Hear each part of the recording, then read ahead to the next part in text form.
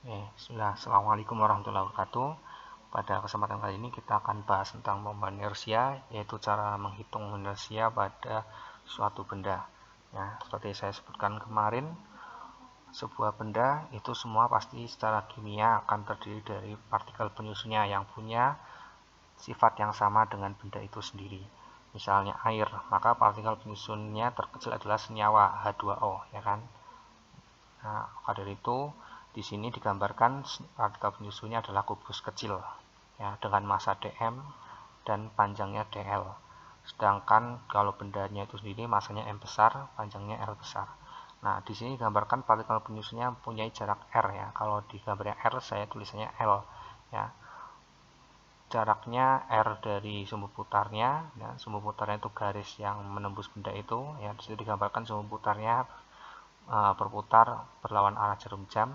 Nah, padahal benda ini kan partikelnya sangat banyak sekali. Jadi saya tuliskan situ ada M1 L1 kuadrat plus M2 L2 kuadrat plus M3 L3 kuadrat dan seterusnya, ya. Karena inersia itu adalah distribusi massa dari suatu benda, ya, terhadap sumbu putarnya, maka saya tuliskan seperti itu. Nah, kita lanjutkan. Ya, untuk meringkas penulisan yang panjang ini, maka secara matematis kita bisa menggunakan simbol sigma. Namun simbol sigma ini hanya untuk benda yang sifatnya diskrit, ya. Nanti saya jelaskan tentang diskrit itu apa. Dan di sini karena bendanya sangat banyak, ya, maka benda itu akan kita dapatkan data yang kontinu, ya kan. Nanti kita jelaskan data kontinu apa. Dan data kontinu itu jumlahnya kita tidak bisa lagi menuliskan dengan sigma, tapi nanti dengan integral. Nanti integral lebih lanjut akan dijelaskan di matematika, ya. Kita pakai saja, nggak usah tanya seperti apa, karena itu satu bab sendiri, ya. Nah, kita bahas diskrit sama kontinu sedikit mungkin. Diskrit di sini misalnya saya gambarkan dalam grafiknya adalah kotak-kotak kecil, ya. Kontinu adalah grafik yang halus.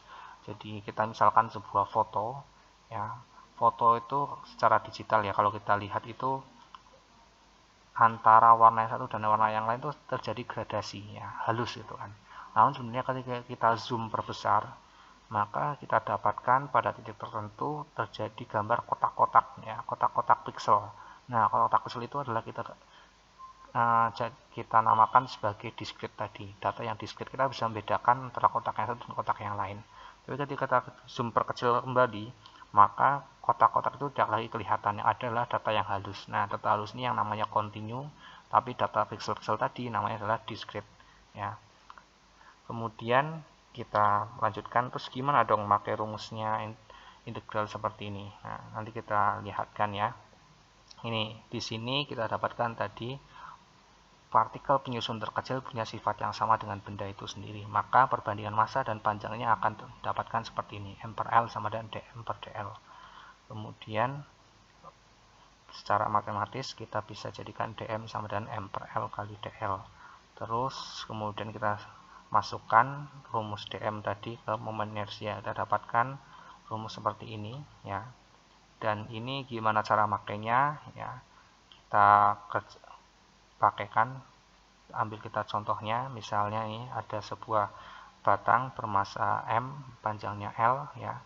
Kita coba putar pada salah satu ujungnya, ya. Maka ujung yang kiri kita berikan koordinat 0, ujung yang kanan kita berikan koordinat L, ya, kita putar. Nah, ketika kita dapatkan batasnya 0 dan L, kita masukkan ke integral tadi, ya. Batas bawahnya 0, batas atasnya L. Kemudian kita kerjakan, ya, jangan tanyakan, ya, kita tidak akan bahas bagaimana L kuadrat diintegralkan jadi sepertiga L pangkat 3, ya. Kita pakai saja di sini, ya. Itu nanti dibahas satu bab sendiri soalnya di matematika, ya.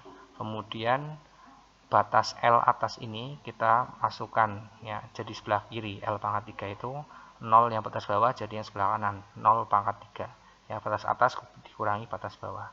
Kemudian kita kerjakan, ya, L pangkat 3 kurangi 0 maka jadi L pangkat 3, kemudian L pangkat 3 dibagi L jadinya L kuadrat. Maka untuk benda seperti ini kita dapatkan I sama dengan ML kuadrat per 3. Nah, kita ambil contoh yang lain, misalnya benda yang sama tapi diputar di tengahnya. maka kita dapatkan batas kirinya min L per 2, batas kanannya L per 2, setengah-setengahnya ya kan, karena pas di tengahnya. Nah, tinggal masukin batasnya ke integral yang sama. Cara ngerjakannya sama, tinggal masukkan batasnya saja yang beda. Ya, maka nanti hasil akhirnya kita dapatkan I sama dengan ml kuadrat per 12. Jadi untuk benda ini, bendanya sama, sumbu putarnya terletak tempat yang berbeda, maka momen inersianya berbeda. Begitu juga yang ketiga, kalau taruh di sepertiganya, maka kita dapatkan seperti ini ya. Masukkan saja, cara ngerjakannya sama ya, tinggal masukkan batasnya aja. Kita dapatkan di sini hasil akhirnya I sama dengan ml kuadrat per 9. Jadi untuk benda yang sama kita dapatkan bisa momen inersia yang berbeda tergantung pada posisi sumbu putarnya, apalagi kalau bendanya berbeda. Dan untuk kalian yang tingkatan SMA, kalian bisa cukup menghafalkan ini saja ya. Biasanya yang keluar itu adalah ini bola pejal. Bola pejal itu ya bola seperti bola besi ya kan, sampai dalam-dalamnya ada isinya. Kalau bola kosong itu seperti bola sepak ya kan, isinya udara, tengah-tengahnya kosong. Ya, ternyata punya nilai I yang berbeda ya. Begitu juga di sini ada silinder, bukan nilai I-nya berbeda. Oke.